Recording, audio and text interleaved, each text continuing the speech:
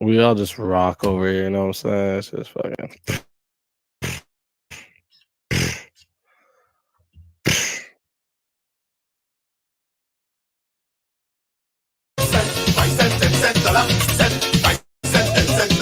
When I thought she had enough and she can't take the grind, she ball. Forget the small change, give me big money wine. Dollar, dollar, dollar, dollar, dollar.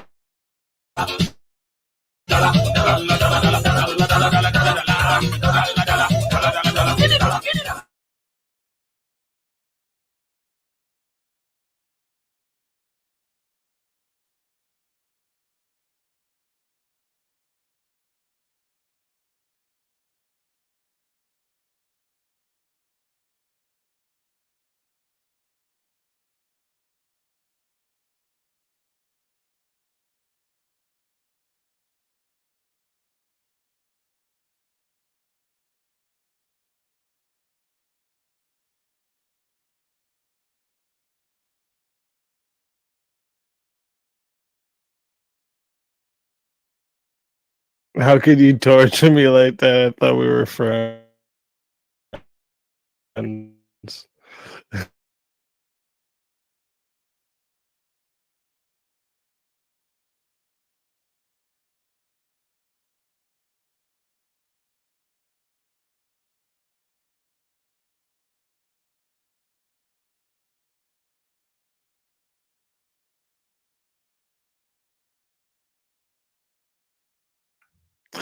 Ah, shit. Uh,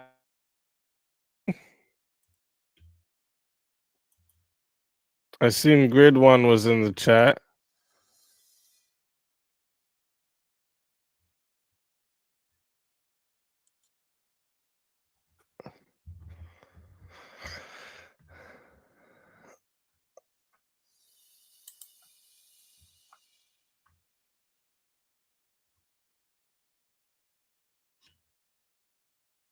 Don't worry, Overlord. We'll save you, okay? We'll show you the way.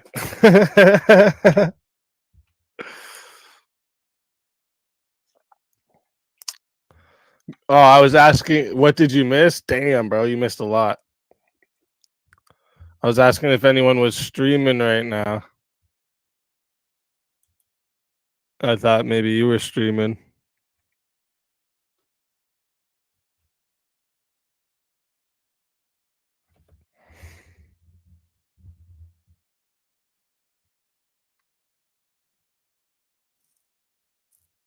I've been on the phone on the last 10. Okay. Do you want to go live and I'll raid you? Yeah? Okay, word. We'll wait 5 minutes. Shameless plug for 5 minutes. Send me all your money, YouTube's biggest new grifter. So just send me all your money. Everyone in the chat before we go over the grids. Hey. What? So I'm the biggest new grifter on YouTube now. So just send me every dollar you guys have while we're waiting for Grid 1 to go live. Just like empty the whole bank that you have into mine. Just all of it, right? Is it depression? Is it anxiety? You don't want to see me all glitchy and shit anymore, right? We need the PC so we can be not glitchy. I want a mansion, a Bugatti. What else? You know what? I want 2 mansions. Fuck it. 307 Coyote Killer super chatted fun. Grid's Grift. Grid's Grift. Let's go. 307 Coyote Killer. Let's fucking go.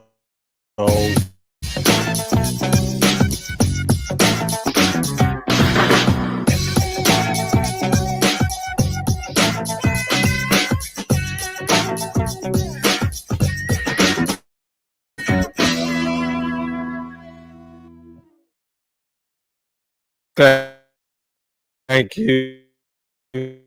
Thank you for that. I appreciate you putting us closer. I'm gonna want mansions for my kids too. They're all gonna want Bugattis as well. I think it's fair. So let's just get them all Bugattis too. Boats. So we'll um I don't know. Who knows? Just yeah, just send me your checkbooks. Just sign it. Sign me the check blank. I'll write my own numbers on it. We're all good. Mail it in.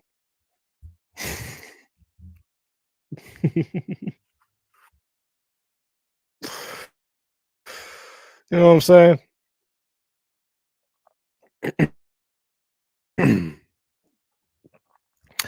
And then after, I'm gonna go get hookers and blow.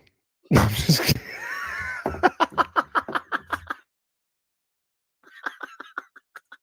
I'm sorry.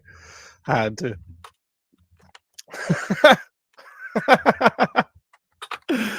uh, shit.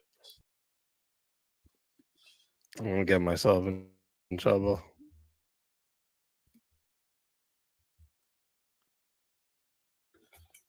I had, and then mail it in.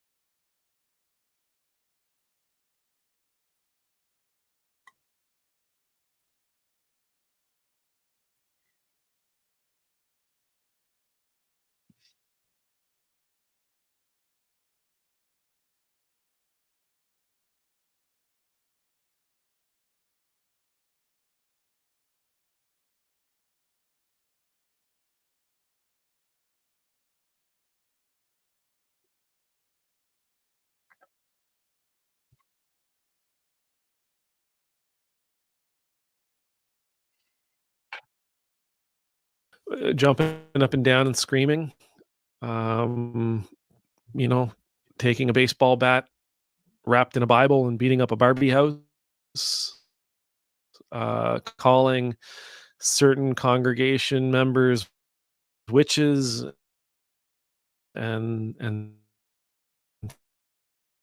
threatening them.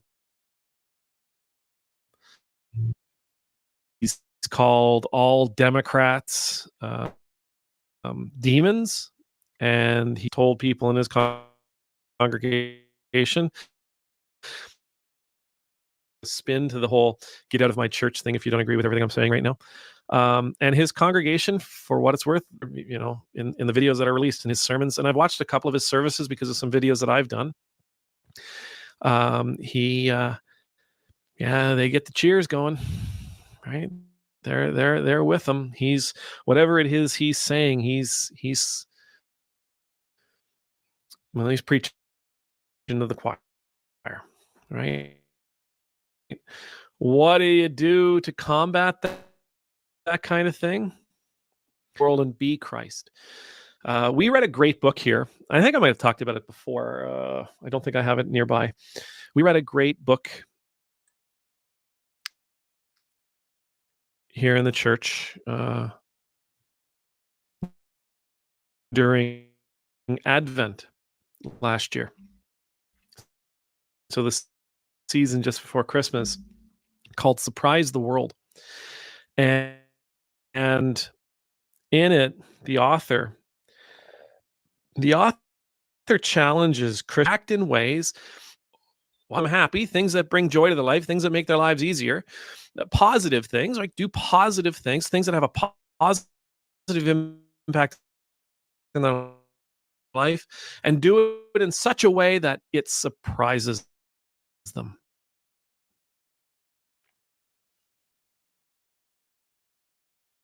From the churches, you go out and you show the world what a real church is. You show the world what a real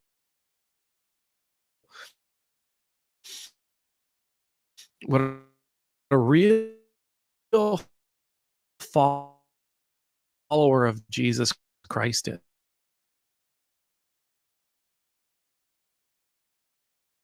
And he's just going to go. And he filled a void left with the media being what it is, and our with information being as accessible as it is to us. We just have a whole lot more often than we ever did in the past. 30 years ago, he doesn't make international news. He doesn't make national news. He may not make his local news. Now to fill a lot of, and it does his ways.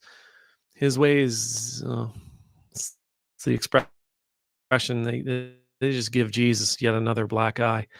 But yeah, if you want to combat it, go out and be the real deal. Go out and be the real deal. And listen, let's just get into it. We've been talking about Dolly Parton now for a couple of minutes, speaking about the real deal.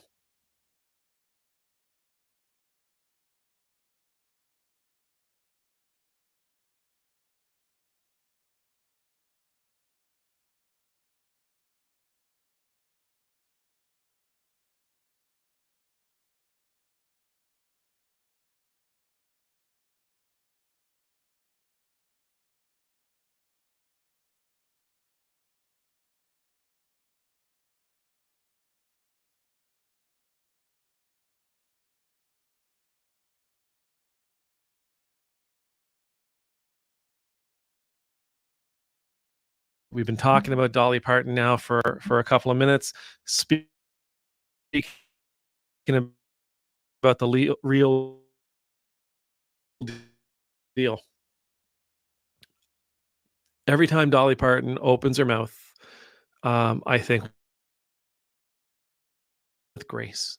What she says is filled with compassion.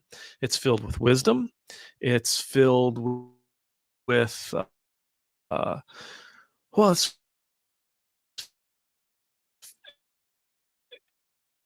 it's filled with a becomes when a person's heart, everyone else and anyone else, a person whose heart is striving to be more like the heart that Jesus calls us to have. I'm amazed by her. Now,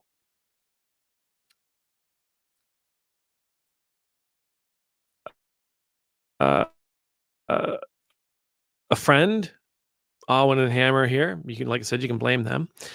They sent me a video they sent me a link, the damage report, a video, the damage report, uh, um, TYT's damage report. And they do a weekly segment called Garbage People, where they pick their least favorite people week, and they talk about why. And his co-host this week, the host co-host this week, picked a person by the name of Erica Anderson, who works for something called the Federalist. Erica Anderson printed a story about Dolly Parton, where she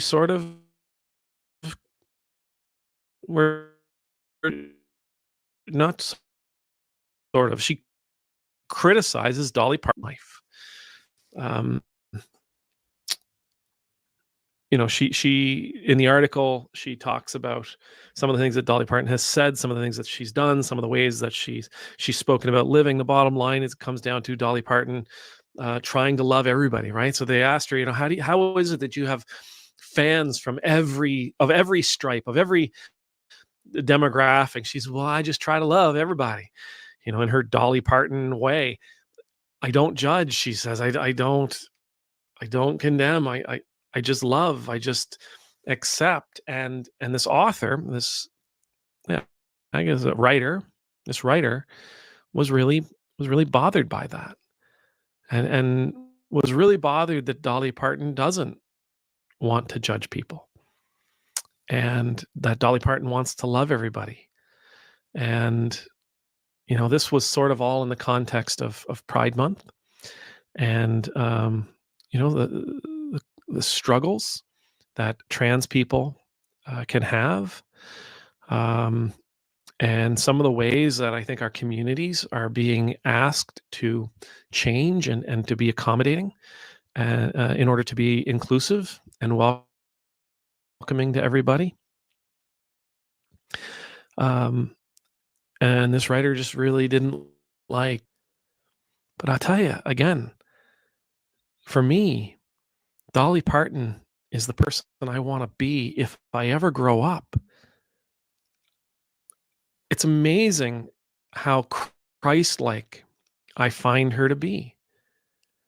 It's amazing. You can think of people like Jimmy Carter's another one that comes to mind. The sort of they seem to come from a similar generation. I know Jimmy Carter's significantly older, but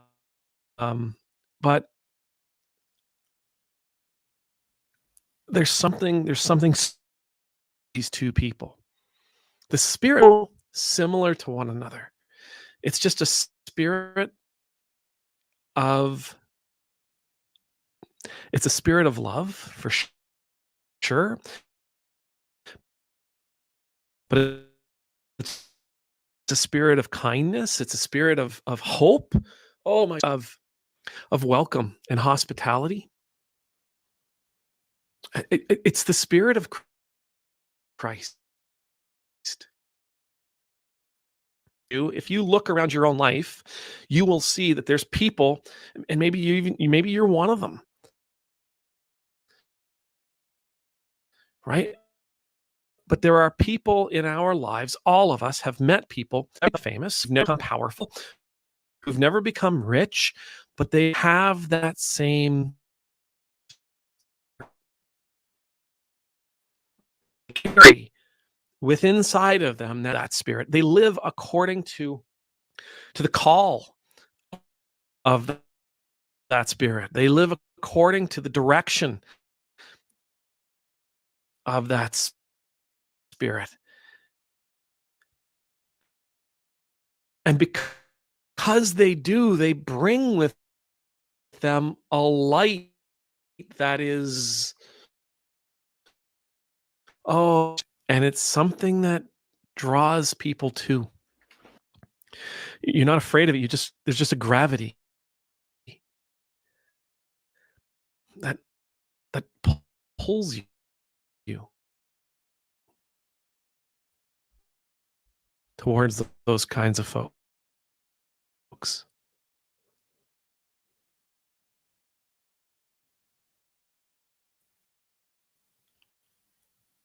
I mean, that challenge as well. We something Christ-like, to love on a deeper level, to forgive on a deeper level, to be more merciful, to be kinder and gentler, to be more whatever it is that I'm asking us to do. All that Jewish carpenter who we call a rabbi.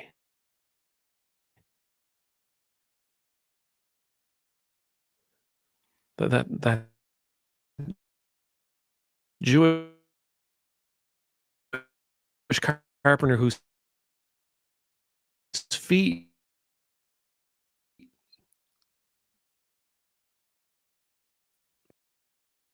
we sit at and learn from, like Jesus, and the way she the gospel. Or I shouldn't say that. She would probably be mortified if I said that, if she heard me say that, because I already said it. But she just strikes me as a person who is trying to be a physical manifest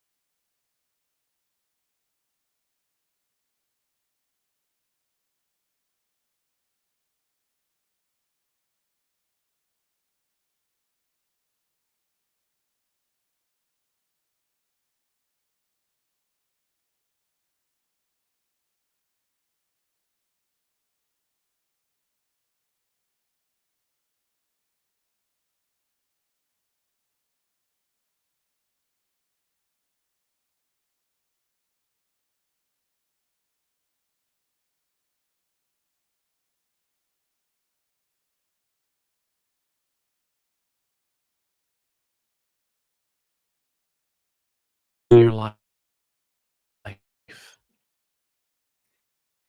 I bet you there's somebody in your life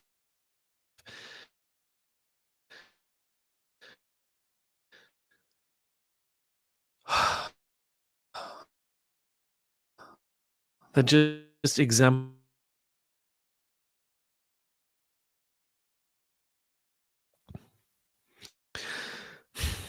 it's great. It's great when we have these kinds of examples. It, I feel enriched. I feel enriched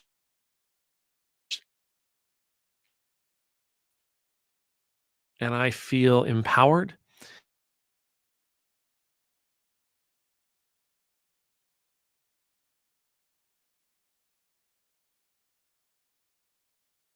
And I can hope to emulate these good qualities. I hope to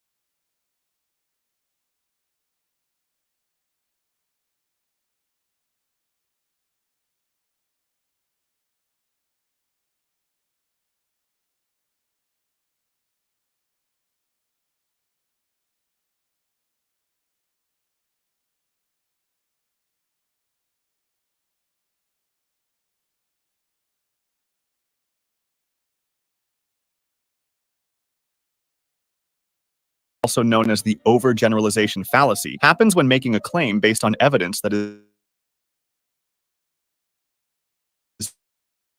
just too small. Red herring fallacy.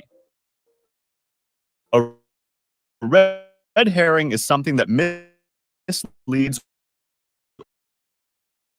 or distracts from a relevant or important.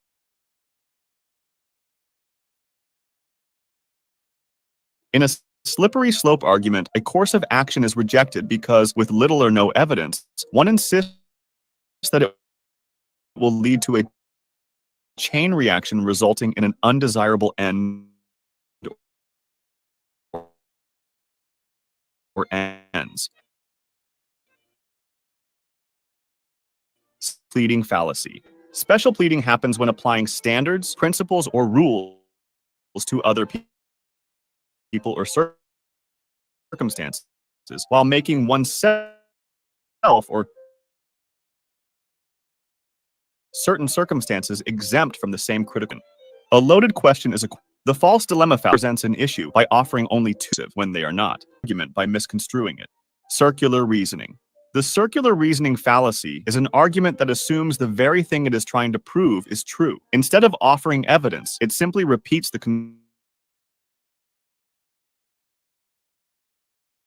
conclusion, rendering the argument. It is a form of argument in which the influential figure holds a certain position is used as evidence that the position itself is correct.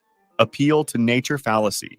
It's an argument in which it is proposed that a thing is good because it is natural or bad because it is unnatural. It's a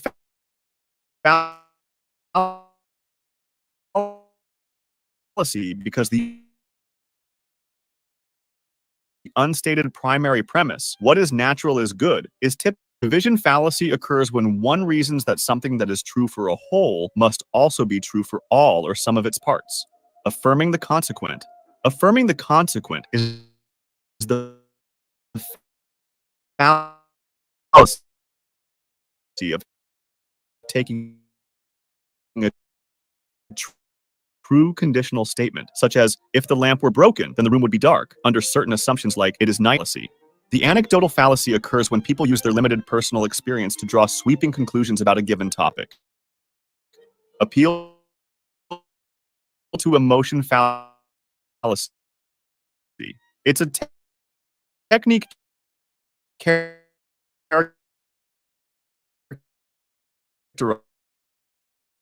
by the manipulation of the other person's emotion win an argument, especially in the absence of factual evidence. Burden of proof fallacy. The burden of proof lies with the one who makes a claim, not the one who denies it. The burden of proof fallacy happens when a person tries to remove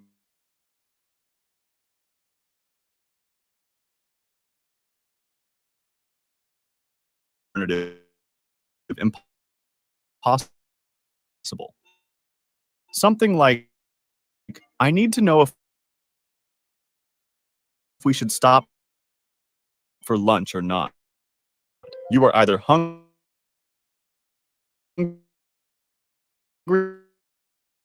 or not hungry. Which is it?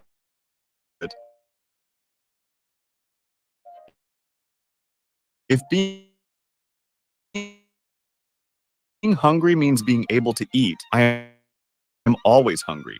Personal duality fallacy. It's committed when the arguer presumes that whatever is true must be easy to unclear for the conclusion. Genetic fallacy. The genetic fallacy is the act of rejecting or accepting an argument solely on the basis of its origin rather than its content. Middle ground fallacy. It's the fallacy that the truth is always in the middle of two opposites. Affirming a disjunct. The affirming a disjunct fallacy occurs when, given an either other one cannot be true. Appeal to tradition. It happens when sunk cost fallacy. The sunk cost fallacy, even if the current costs outweigh the benefits. Appeal to ignorance. It happens when someone asserts that a proposition is true because it has not yet been proved, continuum considered distinct, or do not exist. equivocate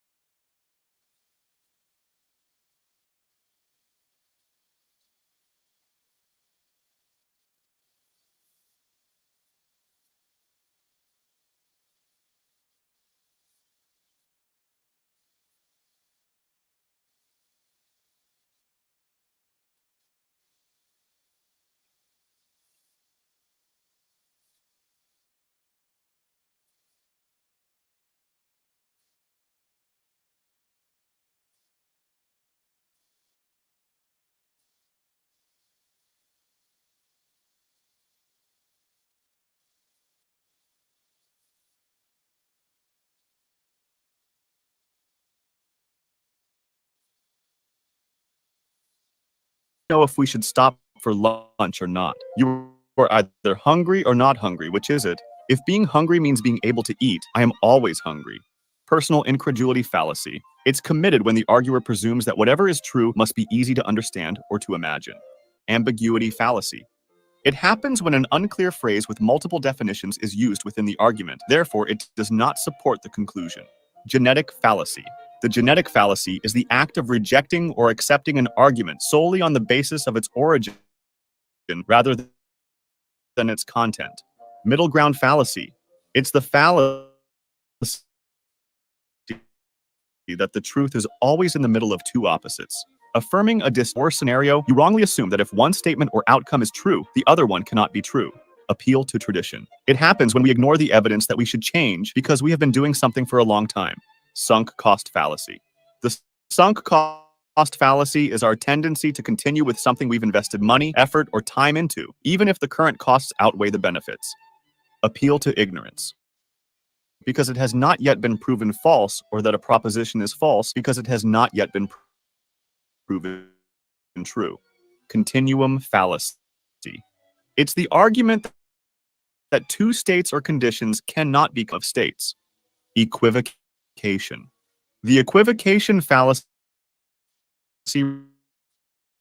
refers to the use of an ambiguous word or phrase in more than one sense.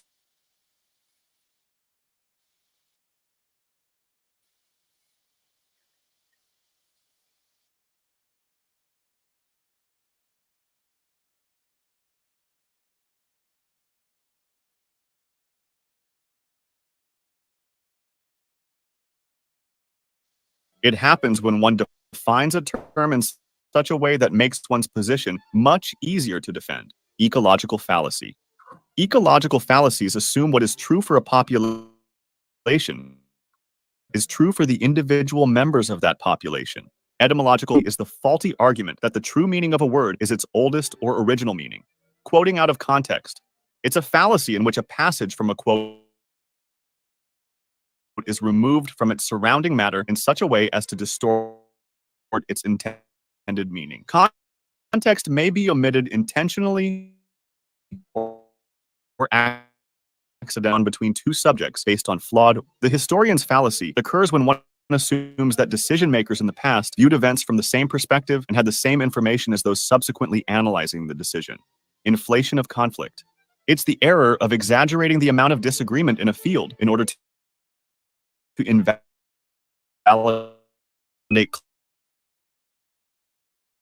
claims in that field. Assertion is incomplete. It cannot games for the kind of uncertainty found in real life. For example, organized competitive fighting trains the athlete to focus on the game and, in order not to dissipate his concentration, to ignore the possibility of what is not specifically allowed by the rules. Moralistic fallacy. Making statements about what is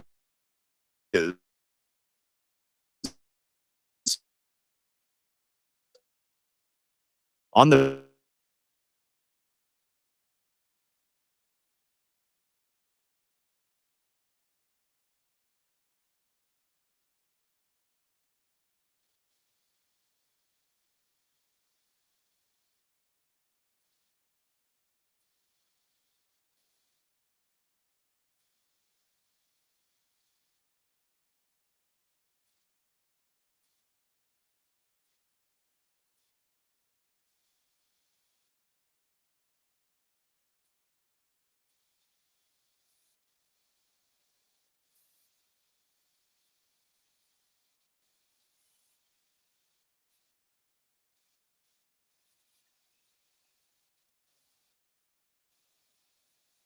traits are passed on to future generations, while evolution is not a conscious entity with will. Retrospective determinism. It's the thought that circumstances, it was therefore bound to happen due to those circumstances. Thought terminating cliché of stopping an argument from proceeding further, ending the debate with a cliché rather than a poem that's caused by a number of small causes. Appeal to the stone. It happens when a dismissal is made by stating or reiterating that the argument is absurd without providing further argumentation. Ignoratio elenchi. Ignoratio elenchi, also called missing the point, is the fallacy of presumption, circumstantial ad hominem, stating that the arguer's personal interest in advancing a conclusion means that their conclusion is wrong. Tone policing, an ad hominem itself as a discrediting tactic. Association fallacy, properties of another thing, if both things belong to the same group. Appeal to accomplishment. It's kind of an appeal to authority fallacy. It happens when an assertion is deemed true or false based on the accomplishments of the proposer. Courtier's reply. Knowledge, credential matter. Appeal to consequences. It's an argument that concludes a hypothesis to be either true or false based on whether the premise leads to desirable or undesirable consequences. Appeal to novelty.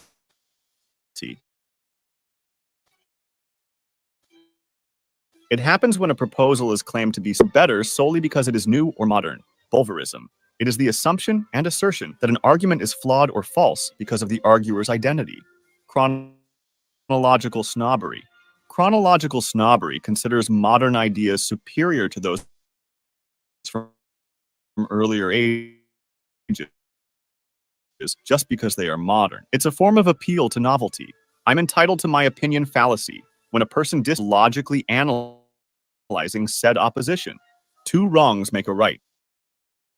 It's an argument in which an allegation of wrongdoing is countered with a similar allegation, such as claiming that fallacy. It's Captain Crane says, "What is available to combat Locke in his Antichrist orations about individuals in congregation?"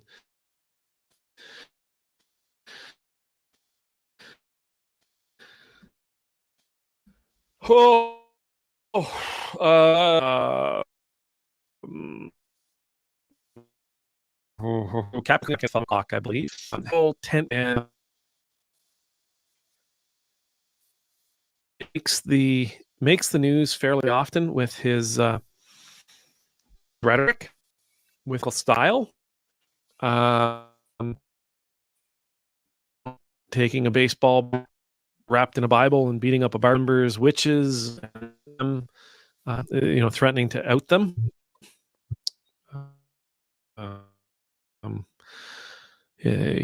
He's called all Democrats demons, and he said that you can't vote Democrat and be a Christian. Told people in his congregation, "You're going to vote Democrat." Get out. I think he'd get out of my church. And his congregation, for what it's worth, strikes me that they love the guy. And they're, in the videos that are released in his sermons, and I've done. He cheers going.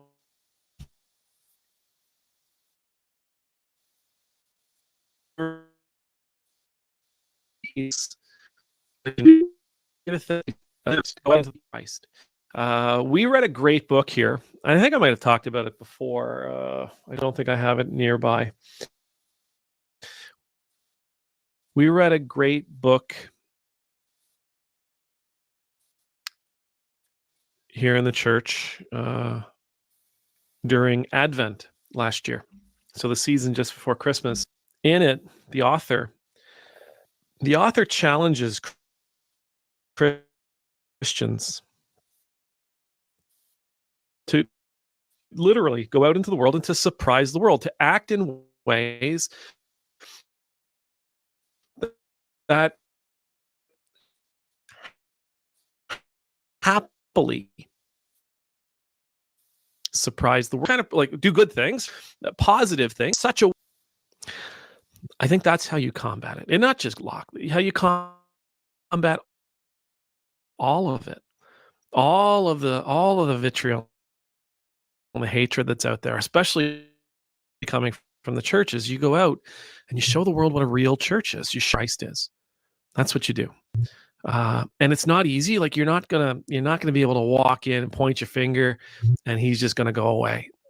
If he goes away, another will just follow him. He filled a void left by somebody else.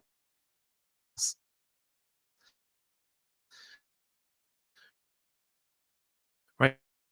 These folks have been around forever and a day. With information being as accessible as it is, we're able to see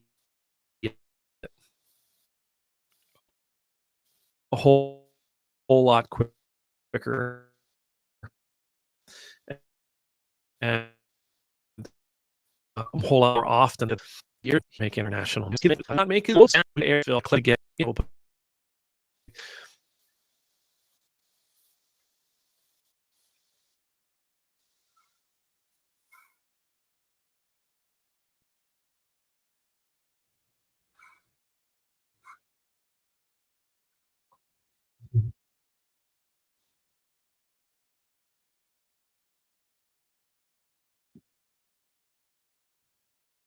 listen. Let's just get into it. We've been talking about Dolly Parton now for a couple of minutes, speaking about the real deal.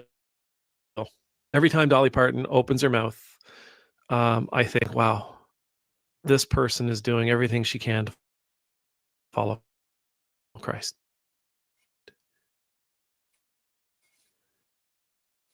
Like it just strikes me that every time she opens her mouth,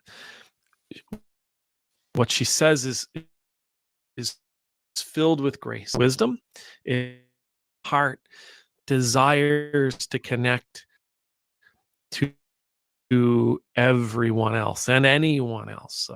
A person whose heart is striving to be more like the heart that Jesus calls us to have.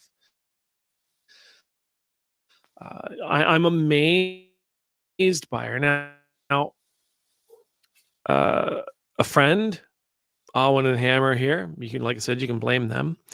He sent me, they sent me a video they sent me a link to a video, and co-host of the day, they pick their least favorite person of that week, and they talk about them, and they talk about why. And his co-host is by the name of Erica Anderson, who works for something called the Federalist.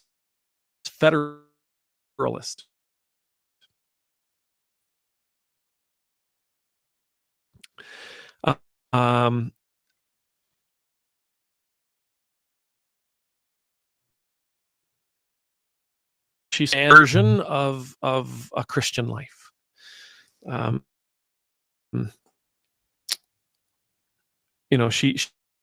She in the article, she talks about some of the things that Dolly Parton has said, some of the things that she's done, some of the ways that she's spoken about living. The bottom line is it comes down to Dolly Parton trying to love everybody, right? So they asked her, how is it that you have fans from every stripe, of every demographic? She said, well, I just try to love everybody, in her Dolly Parton way.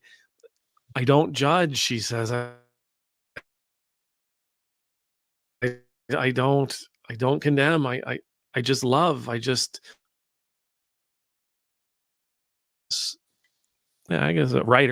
this writer was really bothered by that. Judge people.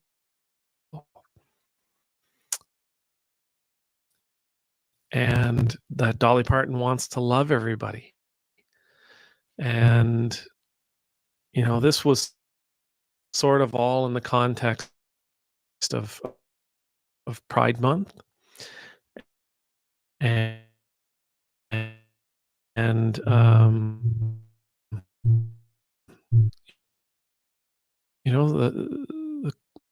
the struggles and change, and welcoming. This writer just really didn't really like Dolly's take on things. But I'll tell you again, for me, Dolly Parton is the person I want to be if I ever grow up.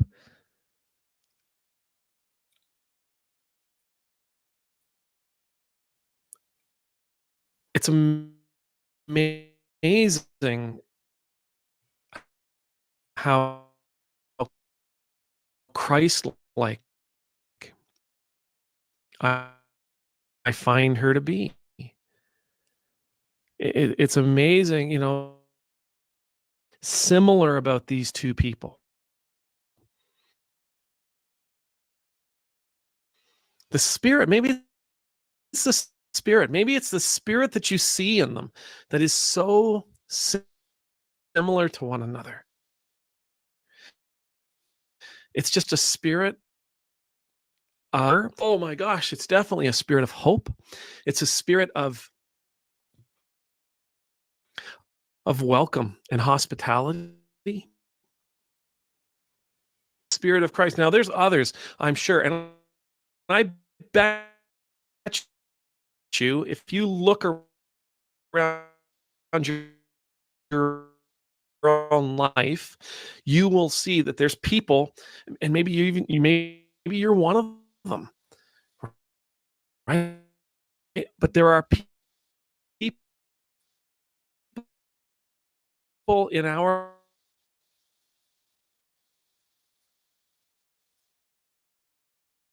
according to the call of that spirit. They live according to the direction of that, a light that is, it's blinding. It's absolutely surprising. It's unique.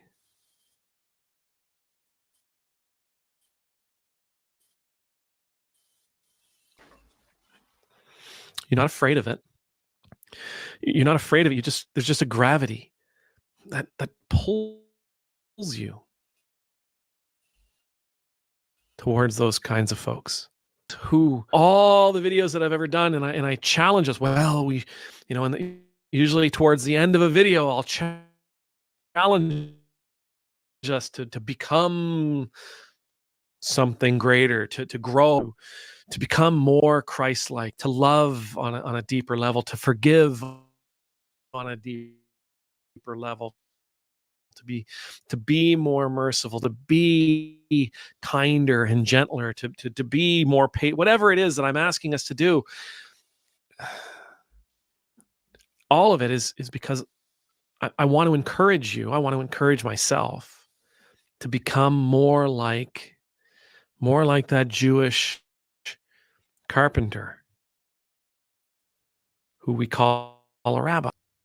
Becoming more like Jesus, and again, people like Dolly Parton, and the way she gives witness without ever being bossy, without trying to shove the gospel down your throat. She just is the gospel.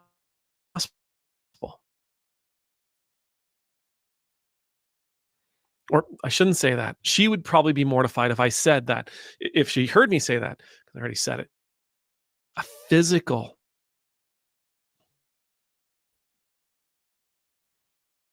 manifestation of the gospel in our world. She's trying to be more like that Jewish rabbi.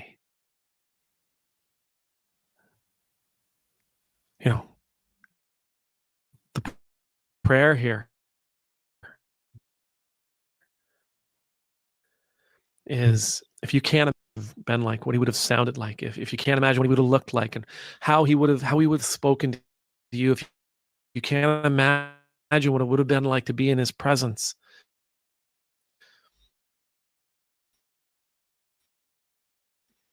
well, maybe I'm certain she's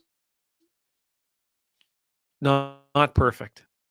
that she's a sinner like the rest. But man, listen to her, watch her, look at treats her neighbors, who treats the world, challenges, encourages, and supports.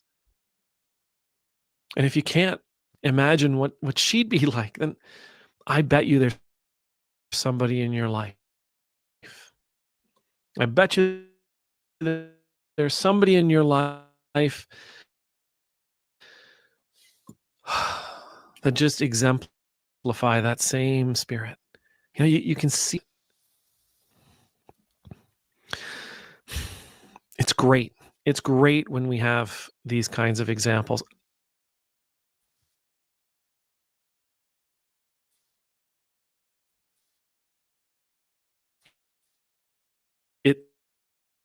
I